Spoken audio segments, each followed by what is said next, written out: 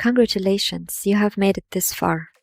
Now we will dive into the more challenging design areas like bathrooms. If you're an experienced interior designer, you must have a lot of knowledge already and only need the practical part of how to design a bathroom within SketchUp. On the other hand, if you're just starting in your design career, you need to make yourself familiar with standard bathroom measurements. I hope you've had a chance to refer back to my bathroom measurements cheat sheet for Module 2.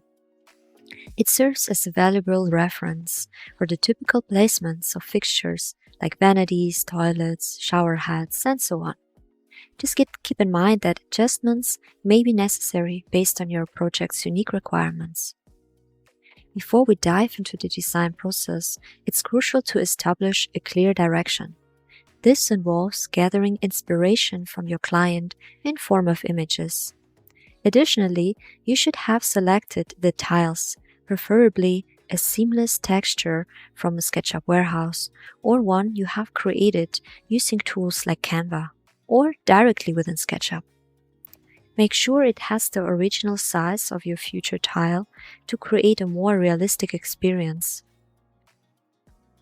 Once the tiles are selected, it's time to dive into the specifics of fixtures and plumbing.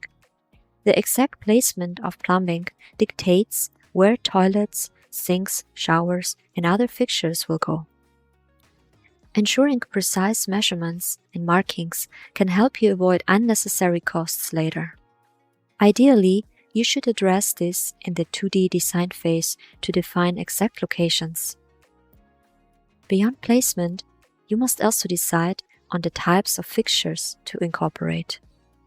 There are various options, and you should familiarize yourself with them. For instance, let's discuss toilets. Consider whether a wall-hung toilet with a concealed cistern is feasible, or if the plumbing necessitates a floor-standing toilet. Similarly, think about tupware. Can it be concealed within the walls, or should it be placed on a vanity? How about the basin? Does your client need more storage within the vanity? Then a bench-mounted basin is the best choice. If your client wants the area to be cleaned easier, then an undermount basin might be the better choice. As for bathtubs, can you opt for a freestanding design, or does it need to be connected to a wall? How about the shower? Can you implement a walk-in design which requires a sloped floor for proper drainage? In older buildings, a shower tray may be necessary, but that depends on the budget as well. The world of fixtures is vast, and it's essential to get familiar with these details.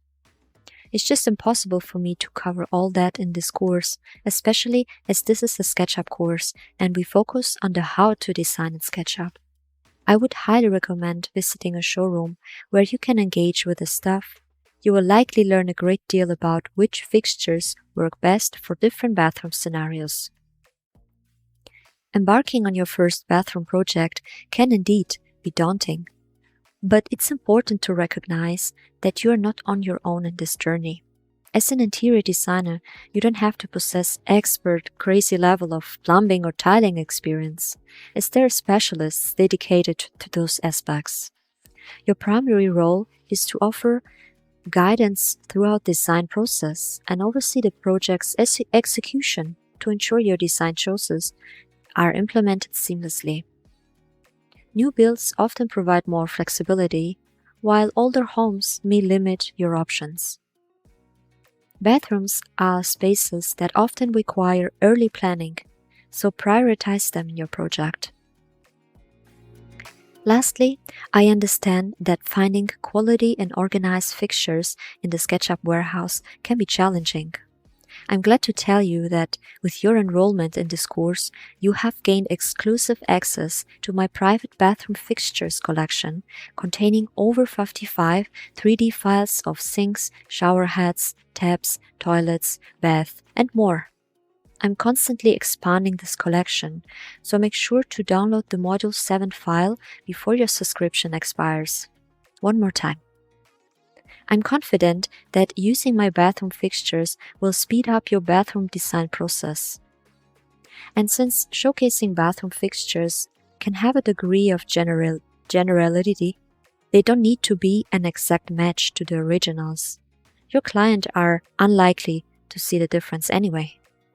So you can just reuse those fixtures for each new project while saving yourself countless hours that might have been spent sourcing the SketchUp warehouse for bathroom fixtures. In the next video, we will kick off the design process for our Eden Springs bathroom and powder room.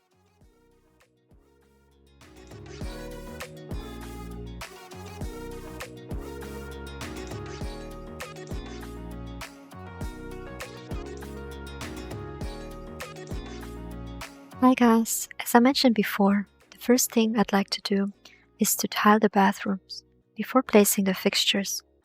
I will quickly create some swatches to show you which materials I will be using in the bathroom and powder room.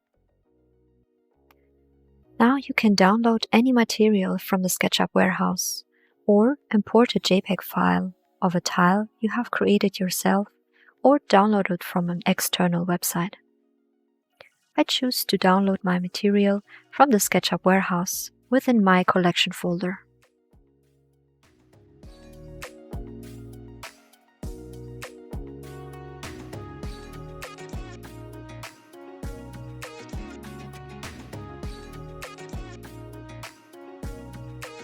I'm going to download the gray terrazzo texture I created and place it into my swatch. Now, if you have downloaded another material, make sure it is correctly scaled. This means that it should be approximately the size of your future tile as well. You can create guides to check the scale, and if necessary, adjust it within the edit function, or simply by increasing the scale using the green symbol. Then I would like to use the KitKat tiles I have also used for the fireplace. So I just sample them from there and place it in my rectangle. They are already correctly scaled, as I have made sure to create them in the original size of my tiles. You can check out the video in Module 6 on how I created those seamless KitKat tiles using SketchUp only. So I have defined my final tiles and scaled them correctly. Now it's time to apply them. First, the flooring material. As I have applied my previous floor within the wall tags, I'm going to make sure I have the right tag selected. Then I toggle inside my group and apply my texture straight to my flat surface. I mentioned before that I chose to display my floor flat, meaning that the surface here is already finished floor level. If you need to display the thickness of the floor or the tile, including the glue, just push-pull the floor out as much as needed. What I would like to mention here is that the layout you choose is not defined, as this should be clear to your client as well. The layout of the tiles can change, meaning the tiler or the contractor basically has to decide how thick the grout would have to be and where to cut the tiles exactly so it does look good. So the tile layout are approximate placements. Make sure to discuss this with the tiler, and he will point out if the layout won't work for some reason. As we turn on our spatial planning layer, you can see that I have included additional walls. We could have created those from the beginning, but maybe the project already had fixed walls, and you need to add them later on in order to place wall-mounted fixtures. So let me quickly create those walls and make them 1188 millimeters or about 46.77 inches high. Why 1188 millimeters? Well, initially, I want the wall to be 1200 millimeters high. So I deducted 12 millimeters of my tile thickness, as when placing the tile on top, it will reach the total height, Keep that in mind, but also your tiler and contractor will know the exact details. This is just me and my OCD, which makes me display all those so detailed. Maybe you don't even have to do that in your project. The same goes for the thickness of the wall. Currently, it's 102 millimeters thick, which in this case includes the tile thickness as well. So I simply push my wall back 12 millimeters. So they're 90 millimeters thick, or about 3.54 inches. But that obviously also depends on your country and the availability that when it comes to frames for gypsum walls. This is just an example. Let's copy the wall to the other side as well and adjust its length.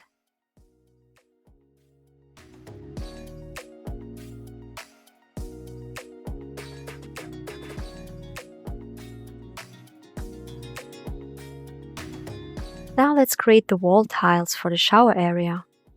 So in the same way we have created the tiles for our fireplace, I would like to display the thickness here as well. You could also apply the material straight to your walls if you don't want to display the thickness. So this wall will have the KitKat tiles as well, all the way to the ceiling. So I create my rectangle in the size I needed and pull it out 12 millimeters or 0.47 inches. Well, the desired thickness, including the glue.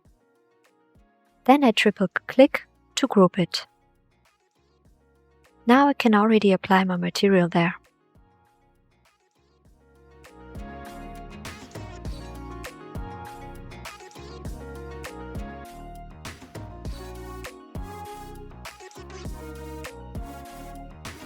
For this wall, where my shower will be located, I'm creating a tile for the top part of the wall and pull it out as well.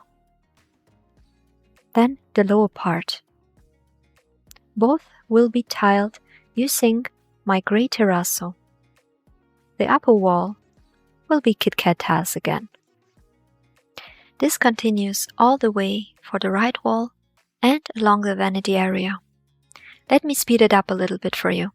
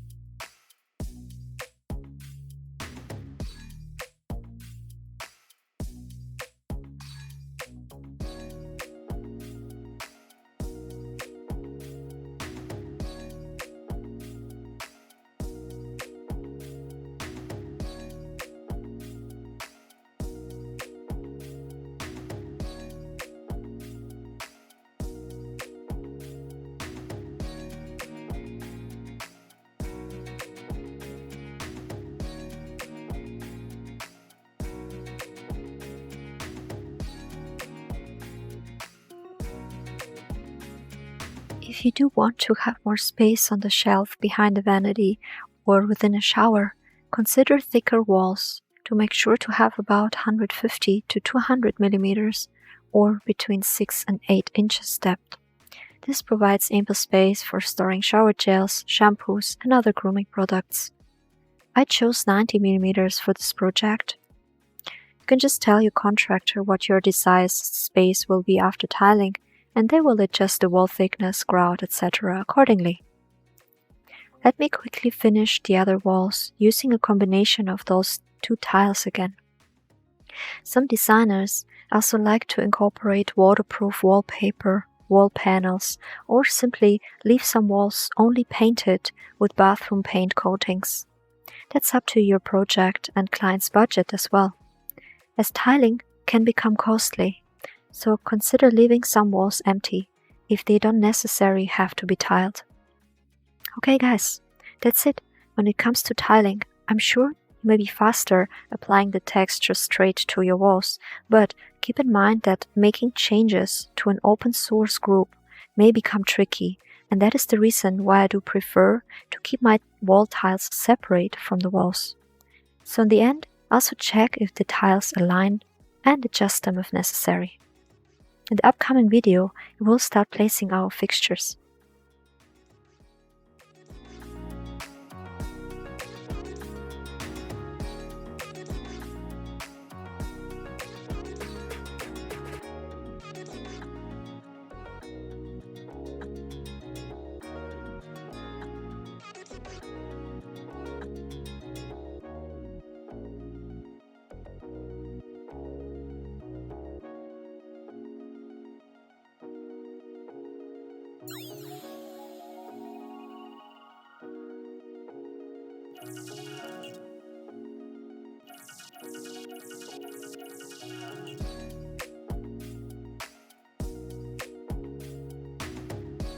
Now that we have successfully tiled our bathroom, you will notice that I have incorporated both wall panels and a stunning wallpaper pattern.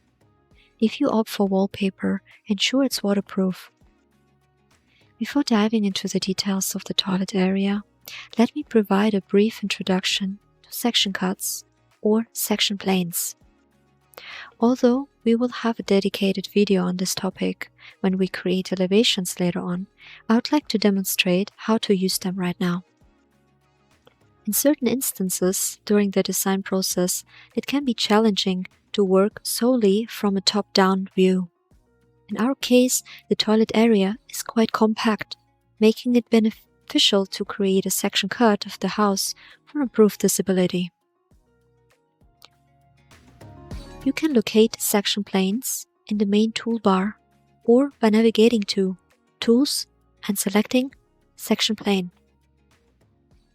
Once you click on it, a plane will appear automatically, displaying the various axes where you can position your section cut. To lock the axis, you can use your arrow keys, or you simply move the plane to your desired location.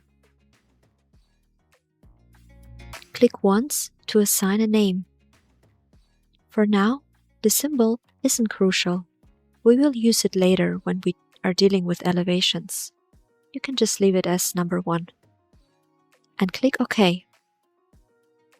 As you can see, the number 1 appears in the symbol, indicating your section plane is active. There are 3 concepts to grasp here: section plane, section cut, and section fill. If you click on the View option, you will likely find these 3 elements visible. Section plane.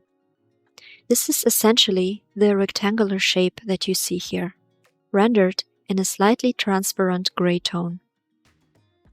Clicking it off hides the plane, but the section cut remains active. To bring it back, simply make it visible again. The section cut basically represents the cut through the house. It allows you to see the section plane while concealing the actual cut. To re-enable it, go to View and then select Section Cut. Or, alternatively, click right under Selection Plane and choose Active Cut. Section Fill. This feature is quite useful. When activated, it automatically fills the walls, provided they are closed. You may notice that in my project, the walls are only partially closed, as when you look under the project, the inside of the walls doesn't seem to have a surface. Usually it's not a problem, as we don't need a surface inside our walls, but in this case, if I would like SketchUp to automatically fill this area, we need to make sure we have a surface. This can easily be adjusted by selecting the appropriate tag for the walls, toggling inside the group, and using the line tool on top of another existing line. This will automatically create a surface. And now it's also visible in the section fill. For now, let's reposition the section plane using the Move tool to obtain a better view of our toilet area.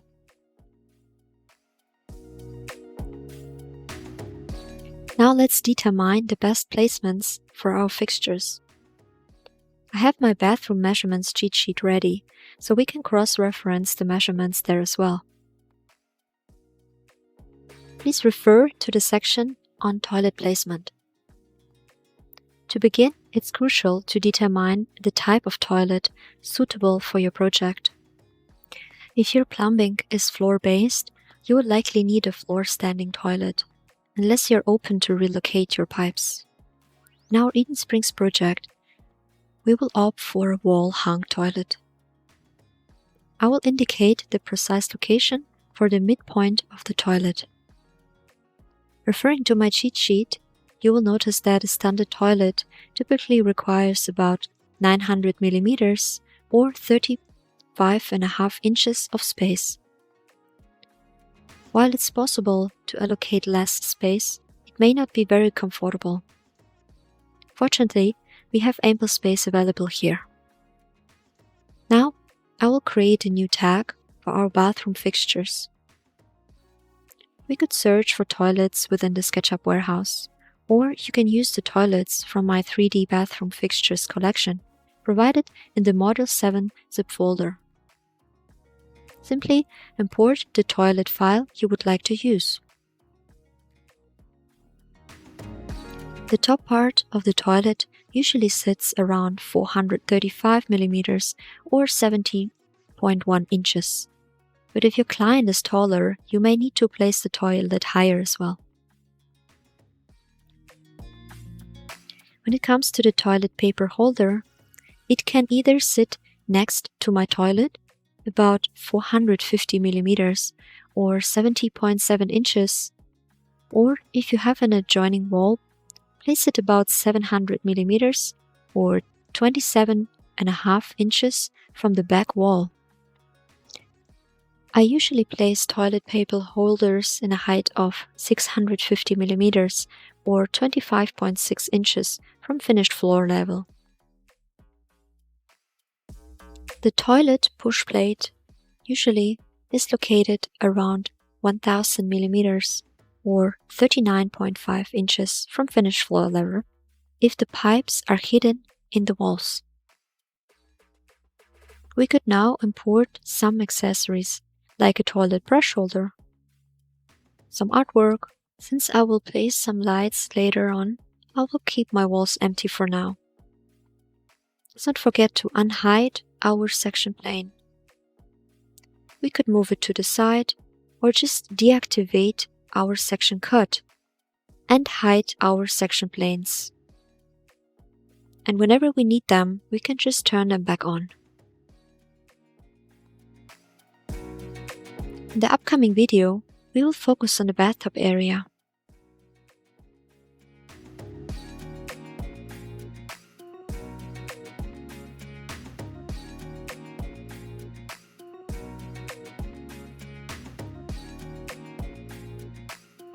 In the previous video, we already created a section plane for the water closet area. Let's create another one for this wall. Again, using my section plane and lock the axis or simply hover over my wall. I give it a name if I would like to. And I'm just going to leave my symbol at number 2.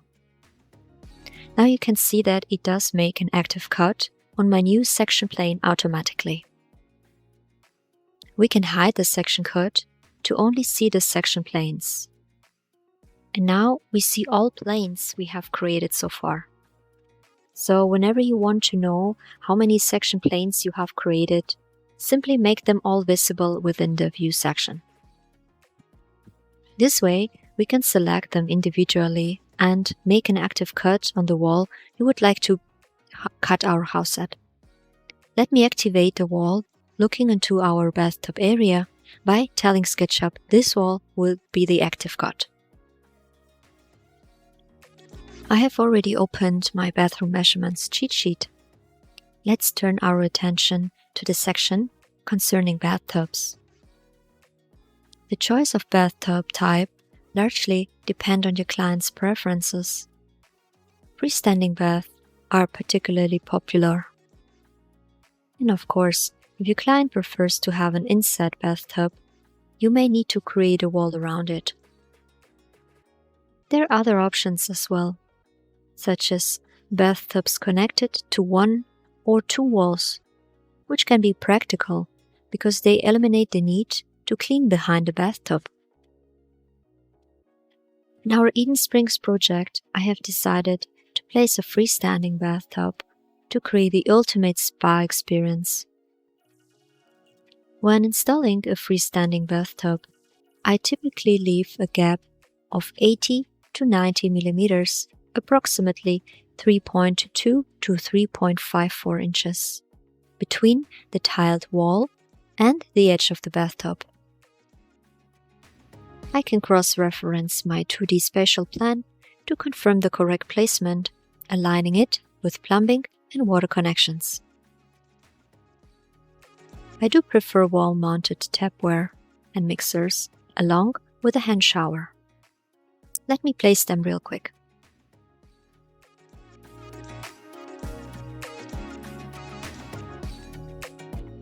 In the current configuration, each fixture is spaced 150 millimeters or 5.9 inches from center to center and approximately 800 millimeters, 31.5 inches, from the finished floor level. I strongly recommend including a hand shower for convenience and ease of cleaning, as well as for hair washing. You can also consider a floor-standing filler spout from my Fixtures collections as an alternative to a wall spout. It's crucial to check the spout length to ensure the water flows correctly into the bathtub.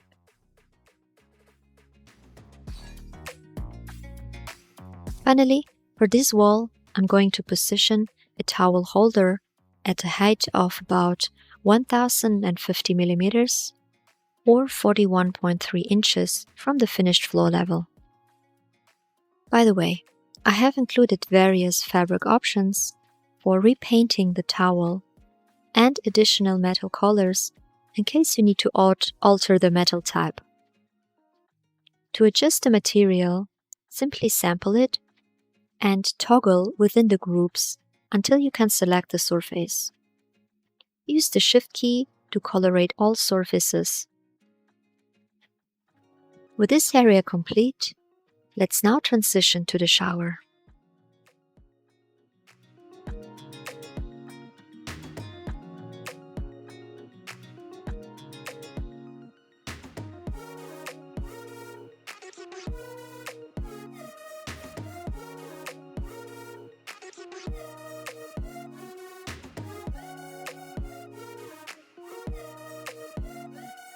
In this video, we will talk about the shower area.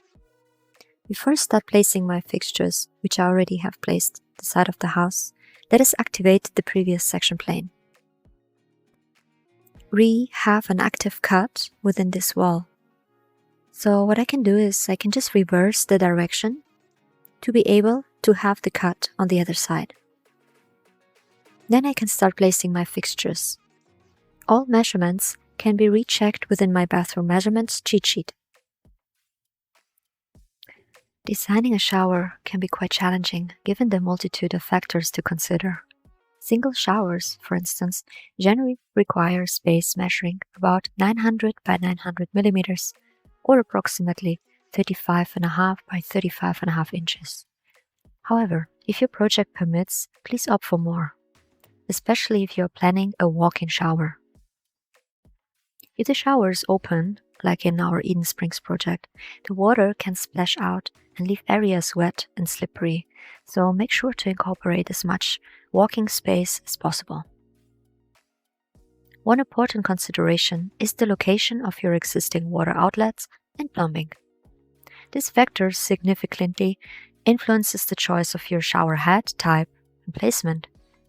For instance, you might want to incorporate a ceiling-mounted shower head, but this choice hinges on the feasibility of routing water pipes within the ceiling. In cases where you are dealing with older buildings, you may be constrained to work with a shower rail, typically consisting of a shower head, a hand shower, and an integrated mixer for water temperature control. While these setups might seem somewhat outdated, they could be the most pragmatic choice if installing new plumbing. If it isn't within your or your client's budget, I do recommend considering a combination of a ceiling or wall-mounted single shower head, a separate hand shower, and individual mixers for both. This setup allows you the flexibility to position the shower mixer at the entrance of the shower, preventing your clients from experiencing a sudden cold water shock when they turn the shower on. You can cross-reference all the necessary measurements in my bathroom measurements cheat sheet, which provides information on integrated shelves, niches, overhead or rail shower placements, and hand shower placements. Another crucial element to take into account is the drain, also referred to as waste. In case of a walk-in shower, the drain typically resides just beneath the shower area. Such showers require a slight slope, though I usually don't showcase the slope within SketchUp. Your contractor will be well versed in determining the precise degree of slope required. When designing a bathroom, it's prudent to consult with your contractor about the feasibility and potential extra cost of implementing a walk-in shower. If a slope isn't feasible due to cost or technical challenges, a shower train may be suitable. So I have placed a wall-mounted single shower head. The mixers will be located at the entrance for more convenience. Then I also placed a hand shower with its own mixer here as well. I like the idea to have towel hooks within the shower. The placement locations I also indicated with my bathroom measurements cheat sheet. Usually, they're positioned 400 millimeters or 15.7 inches apart. And if you would like to hang a large towel or even a bathrobe, consider placing them at a height of 1,800 millimeters or 71 inches. Lastly, let me import a shower screen in here. Since my shower screen is 800 millimeters or 31.5 inches wide, I need to adjust it. I decided to have half a wall and half screen within this project. So let's toggle inside my screen group. Select the edge, which is not arched, as this one is easier to push-pull, and move it 400 millimeters or 15.75 inches inside. Then I move my hinges to the spot as well. Sometimes it's better to push-pull instead of scaling objects as they start to distort. Okay guys, now it's your turn to look up the measurements, place the fixtures for the shower area.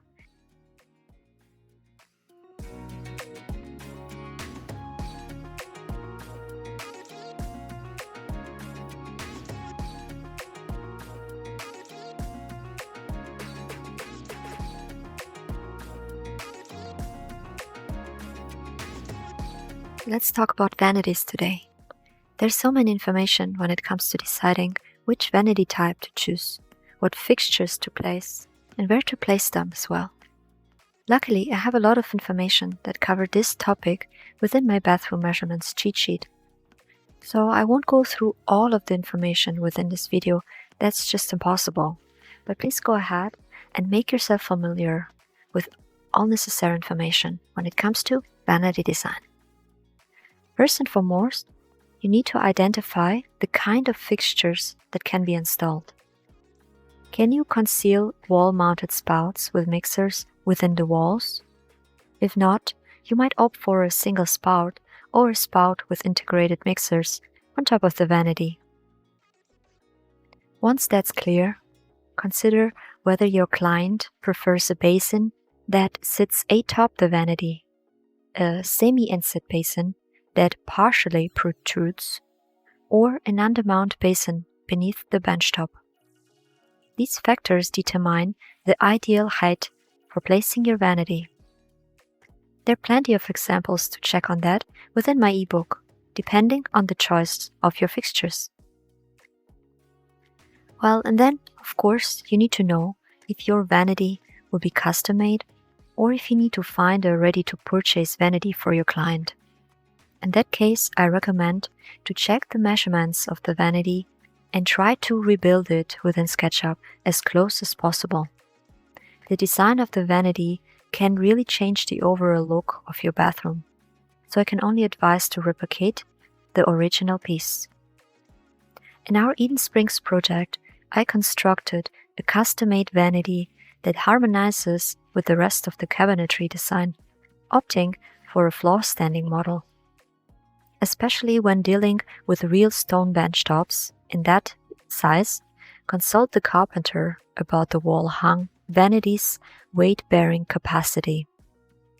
Also, if you plan for a flush vanity between two walls, ensure to account for the tile thickness while taking accurate measurements before commissioning the carpenter. You will find this specific vanity in my 3D fixtures collections. Feel free to open the file and examine its measurements. If you're feeling adventurous, go ahead and craft your own vanity design within our Eden Springs project. I'm looking forward to seeing your creative ideas. In this instance, I started by determining the basin's height, which was 110 millimeters or 4.3 inches. Subtracting this from the recommended total height of 900 millimeters or 35.5 inches yields a vanity height of 790 millimeters or 31.2 inches. You'll find detailed information about this in my ebook, including recommended basin placements within the vanity. Furthermore, I positioned a wall-mounted spout with a single hob mixer on the wall, paired with a benchtop mounted basin. If you're designing your own vanity, ensure that your pipes won't collide with any internal walls within the cabinetry. Depending on your vanity design, you may need to adjust the basin placement accordingly. Regarding mirror placement, it's crucial to position the mirror at eye level height of your clients. To complete the bathroom, I added some accessories. We will discuss incorporating light fixtures and a dedicated module. I hope you find this module insightful for your upcoming bathroom design projects. In the next session, I will provide a quick time-lapse video of our powder room design, which follows a similar procedure. Basically, I can copy most of my fixtures from my bathroom, and I just need to adjust my vanity size. Module 8 is all about laundry rooms. Can't wait to design our Eden Springs laundry room with you.